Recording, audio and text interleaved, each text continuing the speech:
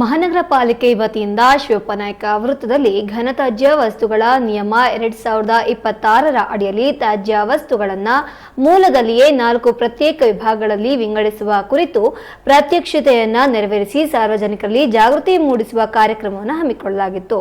ಒಣಕಸ, ಹಸಿಕಸ, sanitary ತ್ಯಾಜ್ಯ, ವಿಶೇಷ ಆರೈಕೆ ತ್ಯಾಜ್ಯ ಎಂದು 4 ವಿಭಾಗಗಳಾಗಿ ವಿಂಗಡಿಸಲಾಗಿದ್ದು, ಮನೆ ತ್ಯಾಜ್ಯದಲ್ಲಿ ತರಕಾರಿ ಸಿಪ್ಪೆಗಳು, ಆಹಾರ ಮತ್ತು ಕೈತೋಟ ತ್ಯಾಜ್ಯಗಳು, ಮರುಬಳಕೆ ಮಾಡಬಹುದಾದ ಜೈವಿಕ ವಿಘಟನೀಯವಲ್ಲದ ಒಣ ತ್ಯಾಜ್ಯದಲ್ಲಿ ಪ್ಲಾಸ್ಟಿಕ್, ಪೇಪರ್, ಗಾಜು, ಲೋಹ, ಕಾರ್ಡ್ಬೋರ್ಡ್, ರಬ್ಬರ್ ಮತ್ತು ಸ್ಯಾನಿಟರಿ ತ್ಯಾಜ್ಯದಲ್ಲಿ ಬಳಸುವ ಡೈಪರ್ಸ್, ಸ್ಯಾನಿಟರಿ ಪ್ಯಾಡ್ಸ್, ವಿಶೇಷ ಆರೈಕೆ ತ್ಯಾಜ್ಯಗಳಲ್ಲಿ ಬ್ಯಾಟರಿ ಮುರಿದು ಹೋಗಿರುವ ಬಲ್ಬ್, ಮರ್ಕ್ಯುರಿ ಥರ್ಮಸ್, ಪೇಂಟ್ ಕ್ಯಾನ್ಗಳು ಇವುಗಳನ್ನ ನಿಮ್ಮ ಮನೆಯ ತ್ಯಾಜ್ಯಗಳನ್ನು ಪಾಲಿಕೆ ಗಾಡಿಗೆ ನೀಡುವಾಗ ಮನೆಯಲ್ಲೇ ವಿಂಗಡಿಸಿ ನೀಡುವಂತೆ ಜನರಿಗೆ ಪಾಲಿಕೆ ಅಧಿಕಾರಿಗಳು ಜಾಗೃತಿ ಮೂಡಿಸಿದರು.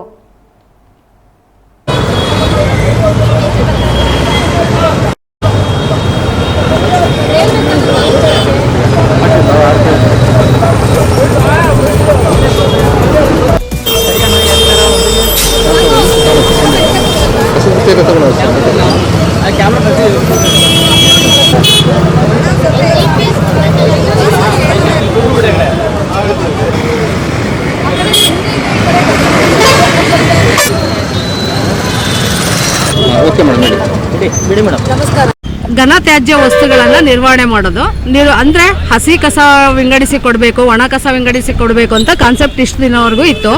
ಈಗ ಪ್ಲಾಸ್ಟಿಕ್ ಅನ್ನ ಆದಷ್ಟು ಕಡಿಮೆ ಮಾಡಬೇಕು ಅನ್ನೋದು ಒಂದು. ಆಮೇಲೆ ಇನ್ನ 2 ತ್ಯಾಜ್ಯಗಳು ಹೆಚ್ಚುವರಿಯಾಗಿ ಬಂದಿದೆ.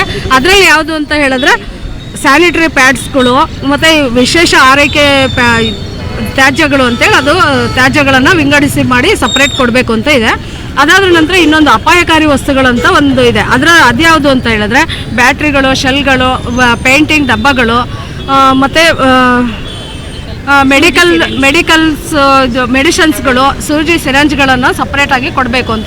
ಇದೆಲ್ಲದನ್ನು ಅಪಾಯಕಾರಿ ವಸ್ತುಗಳಂತ ವಿಂಗಡಣೆ ಮಾಡಿ ಅದನ್ನು ಕೂಡ ಸಪ್ರೇಟಾಗಿ ಕೊಡಬೇಕು ಅಂತೇಳಿ ನಾವು ಜನಗಳಲ್ಲಿ, ಕಾಲೇಜ್ಗಳಲ್ಲಿ, ಸ್ಕೂಲ್ಗಳಲ್ಲಿ, ಲೈಬ್ರರಿಗಳಲ್ಲಿ, ಪಾರ್ಕ್ಗಳಲ್ಲಿ, ಮಾರ್ಕೆಟ್ಗಳಲ್ಲಿ ಎಲ್ಲ ಜನಗಳಿಗೂ ಅವೇರ್ನೆಸ್ ಕೊಡ್ತಾ ಇದ್ದೀವಿ.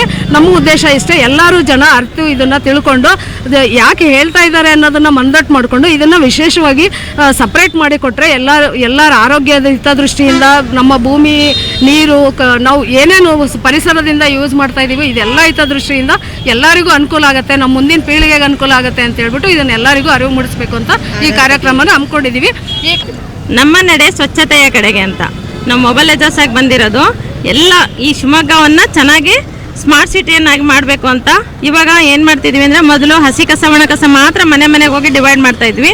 ಇವಾಗ 4 ಥರದ ಕಸಗಳನ್ನು ಡಿವೈಡ್ ಮಾಡಬೇಕು ಅಂತ ಇವತ್ತಿಂದ 4 ಬಕೆಟ್ಗಳನ್ನು ಅವೇರ್ನೆಸ್ ಮಾಡ್ತಾ ಇದ್ದೀವಿ. ಒಂದು ಇನ್ನೂ ಹಸಿ ಕಸ, ಒಣ ಕಸದೊಂದಾದರೆ ಇನ್ನೊಂದು ಮೆಡಿಕಲ್ ರ್ಯಾಪ್ ಎಲ್ಲ ಇರುತ್ತಲ್ಲ, ಅದು ಡೇಂಜರಸ್ ಅಂತ ಹೇಳಿಬಿಟ್ಟು ಬಣ್ಣದ ಡಬ್ಬ, ಮೆಡಿಕಲ್ ರ್ಯಾಪು, ಆಮೇಲೆ ಎಕ್ಸ್ಪೈರಿ ಆದ ಔಷಧಿಗಳು ಅದನ್ನೊಂದು ಕೈ ಹಾಕ್ತಿದ್ದೀವಿ. ಇನ್ನೊಂದು ಗ್ಲಾಸು, ಇವೆಲ್ಲ ಒಂದು ಸ್ವಲ್ಪ ಪ್ಯಾಡ್ಸು, ಸ್ಯಾನಿಟೈಸರ್ದು ಮಕ್ಕಳದು ಪ್ಯಾಡ್ಸು, ಇವೆಲ್ಲನೂ ಅದು ಒಂದು ಬೇರೆ ಆಗಿ ಬರ್ತಾ ಇದೆ. ಅದರಲ್ಲಿ ತುಂಬ ಕೆಮಿಕಲ್ಸ್ ಇರೋದ್ರಿಂದ ಅದನ್ನು ಬೇರೆ ಮಾಡಿಕೊಡ್ಬೇಕು. ಭೂಮಿಗೆ ಹೋದರೆ ಸ್ವಲ್ಪ ತೊಂದರೆ ಆಗುತ್ತೆ ಅಂತ ಹೇಳಿಬಿಟ್ಟು ಇವಾಗ 4 ಥರದ ಕಸಗಳನ್ನು ವಿಂಗಡಣೆ ಮಾಡಿಕೊಡ್ತಾ ಇದ್ದೀವಿ. ಎಲ್ಲರೂ ಇದಕ್ಕೆ ಜನಗಳ ಸಪೋರ್ಟ್ ಇರಬೇಕು. ಇಷ್ಟು ದಿನ ಫೀಡ್ಬ್ಯಾಕ್ ಮಾಡಿದ್ವಿ, ಎಲ್ಲರೂ ಸಪೋರ್ಟ್ ಮಾಡಿದರು ನಮಗೆ. ಎಲ್ಲ ಜನಗಳು ಮನೆಗೆ ಹೋದಾಗೆಲ್ಲ OTP ಕೂಡ ಸಮಸ್ಯೆ ಆಗಿತ್ತು, ಎಲ್ಲರೂ ನನಗೆ ರೆಸ್ಪಾನ್ಸ್ ಮಾಡಿದರು. ಇನ್ನು ಮುಂದೆ ಎಲ್ಲ ಸ್ವಚ್ಛತೆಯ ಬಗ್ಗೆ ಜನಗಳು ಸ್ವಲ್ಪ ತಿಳ್ಕೋಬೇಕು ಅಂತ ಮಾತಾಡ್ತೀನಿ ಸರ್. Thank you sir.